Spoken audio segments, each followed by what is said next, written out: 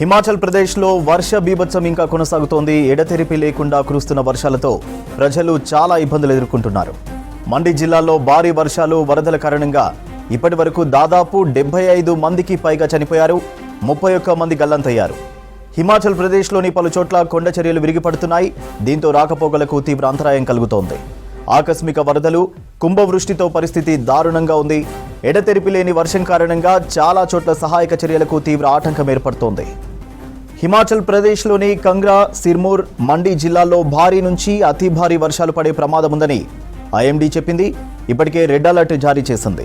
అలాగే రానున్న 24 గంటల్లో చంబా, కంగ్రా, మండి, షిమ్లా, సిర్మూర్ జిల్లాల్లో మెరుపు వరదలు కూడా రావచ్చని హెచ్చరించింది.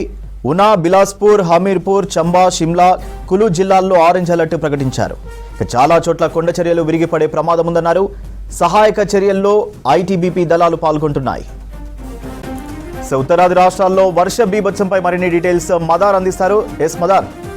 సూర్య, హిమాచల్ ప్రదేశ్తో పాటు ఉత్తరాది రాష్ట్రాలు, ముఖ్యంగా ఢిల్లీ కావచ్చు, మహారాష్ట్ర, ఇట్లాంటి చాలా ప్రాంతాల్లో కూడా వర్షాలు కుంభవృష్టిగా వర్షాలు పడుతూ ఉన్నాయి. దాంతో తీవ్ర ఇబ్బందులు అనేది కూడా ప్రజలు ఎదుర్కొంటున్న సిచ్యువేషన్ ఉంది. ఓవరాల్గా హిమాచల్ ప్రదేశ్ ఎక్కువగా డ్యామేజ్ అయింది. ఇప్పటి వరకు సుమారు 78 మంది వరకు మరణించినట్లుగా రాష్ట్ర ప్రభుత్వం ప్రకటించింది. దాంట్లో 50 మంది వర్షాల వల్లనే చనిపోయారు. ఇంకొక 38 మంది వరకు గల్లంతయ్యారు. వారికి సంబంధించినటువంటి జాడ కోసం కూడా పూర్తిగా సహాయక బృందాలన్నీ కూడా వారికి సంబంధించిన ఆచూకీ కోసం వెతుకులాట చేస్తున్నాయి. ఇక ఐటీబీటీ పూర్తి స్థాయిలో ఈ సహాయక కార్యక్రమాల్లో పాల్గొంటూ ఉంది. ఎప్పుడైతే జూన్ 20 నుంచి ఈ రైనీ సీజన్ అనేది కూడా స్టార్ట్ అయినప్పటి నుంచి ఇప్పటి వరకు సుమారు 23 సార్లు అక్కడ క్లౌడ్ బరస్ట్లు కావచ్చు, లేకపోతే ఆకస్మిక వరదలు కావచ్చు, కొండ చర్యలు విరిగిపడడం లాంటి విపత్తులు సంభవించాయి.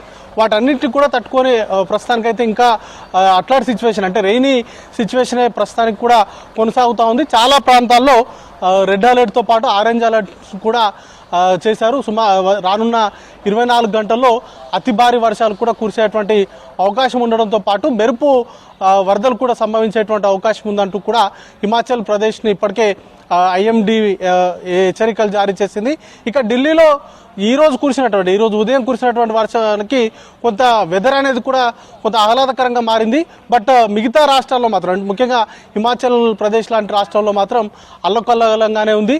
సుమారు 20వ తారీఖు నుండి కూడా, పోయిన నెల 20వ తారీఖు నుంచి కూడా ఎడతెరిపి లేకుండా వర్షాలు కురుస్తూనే ఉన్నాయి. దాంతో చాలా ప్రాంతాల్లో విద్యుత్ అంతరాయం కావచ్చు, లేకపోతే నార్మల్గా కొండ చర్యలు విరిగిపడము, ట్రాన్స్పోర్ట్కి సంబంధించిన పూర్తి స్థాయిలో ఇబ్బందులు అనేది కూడా ఫేస్ చేస్తూ ఉన్నారు. 2 నేషనల్ హైవేస్తో పాటు సుమారు 240కి పైగా రహదారులను అనేది కూడా మూసివేశారు. చాలా వరకు కొండ చర్యలు విరిగిపడడంతో ఈ సహాయక కార్యక్రమాలకు కూడా పెద్ద ఎత్తున అంతరాయం అనేది కూడా ఏర్పడుతూ ఉంది.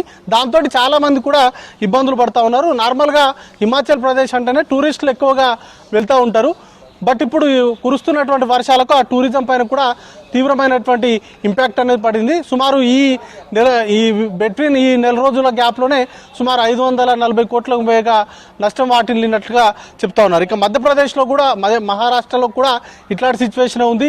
ఎడతెరిపి లేకుండా కురుస్తున్నటువంటి వర్షాలకు గోదావరి ముఖ్యంగా ఉధృతంగా పొంగి పొర్లుతూ ఉంది.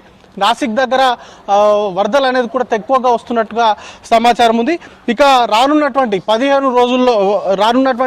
వారం రోజుల్లో కూడా సుమారు 15 రాష్ట్రాల్లో అతి భారీ వర్షాలు కురిసేటువంటి అవకాశం ఉన్నట్టుగా ఐఎండీ హెచ్చరికలు అనేది కూడా జారీ చేశారు. దాంట్లో ముఖ్యంగా జమ్మూ కాశ్మీర్, హిమాచల్ ప్రదేశ్, పంజాబ్, హర్యానా, రాజస్థాన్, మధ్యప్రదేశ్ లాంటి రాష్ట్రాల్లో కుండపోతగా వర్షాలు కురిసేటువంటి అవకాశం ఉన్నట్టుగా చెప్తా ఉన్నారు. ఇక మహారాష్ట్ర, జార్ఖండ్, వెస్ట్ బెంగాల్, ఒడిశా, విదర్భ, ఛత్తీస్గఢ్ రాష్ట్రాల్లో కొన్ని ప్రాంతాల్లో భారీ వర్షాలు కురిసేటువంటి అవకాశం ఉన్నట్టుగా చెప్తున్నారు. మొత్తంగా ఇట్లాంటి సిచ్యువేషన్ అయితే మరొక 11వ తారీఖు వరకు కూడా కొనసాగేటువంటి అవకాశం ఉంది. ముఖ్యంగా హిమాచల్ ప్రదేశ్ అయితే చాలా ఎక్కువగా నష్టపోయింది. ఆ రాష్ట్రం పైన ఎక్కువగా ఫోకస్ అనేది కూడా ఐఎండీ కావచ్చు, లేకపోతే స్టేట్ గవర్నమెంట్ కూడా పూర్తి స్థాయిలో సహాయక కార్యక్రమాలపైనే ఎక్కువగా ఫోకస్ అనేది కూడా పెడుతున్నారు. అవసరమైతే తప్ప బయటికి వెళ్ళొద్దంటూ కూడా హెచ్చరికలు జారీ చేసినటువంటి పరిస్థితి ఉంది. ఎందుకంటే చాలా మంది ఇప్పటి వరకు సుమారు 37 మంది వరదల కారణంగా గల్లంతు కావడం, లేకపోతే 100 మందికి మందికి పైగా మరణించడం వంటి సిచ్యువేషన్స్ అనేది కూడా అక్కడ ఉత్పన్నమవుతున్నటువంటి నేపథ్యంలో వర్షాలు లేకపోతే వరదలు ఎప్పుడు సంభవిస్తాయో తెలియనటువంటి సిచ్యువేషన్ ఉంది కాబట్టి అవసరమైతేనే బయటికి రావాలి, అది కూడా జాగ్రత్తగా తీసుకొని బయటికి రావాలంటూ కూడా సూచనలు చేస్తూ ఉన్నటువంటి సిచ్యువేషన్ ఉంది సూర్య.